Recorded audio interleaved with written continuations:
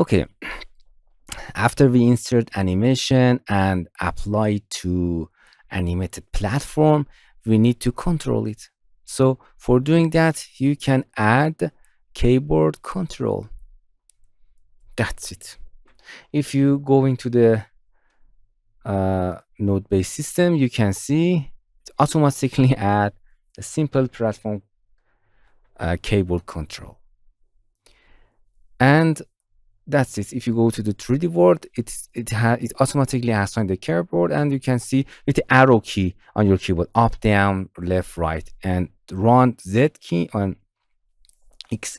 Okay, for doing that, it's better to make this a little bit bigger.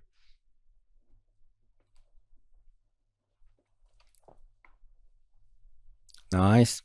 For changing the color of that, you can click on double click, go into the 3D model and make a different color. Better see that.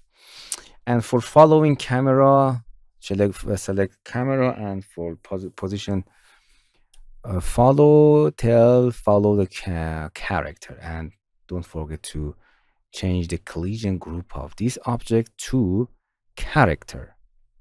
Don't forget that. Dynamic all, everything is nice. Play, and it automatically creates a keyboard control for moving that.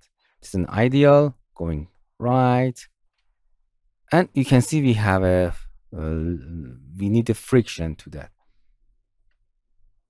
And for X and Z, for Z, X, we can move, we can jump. And these issues is for collision issue that you have to make them correctly. Select that. You can see, yeah, we have some problem. Make it exactly, or if you don't want to bother yourself, you can make it cylindrical. Yeah, I think it's better.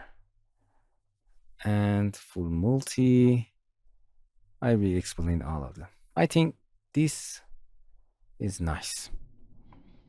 So you can simply create your X. Boom. And now it's correct. You can combine the arrow key, and you can see this is on face direction of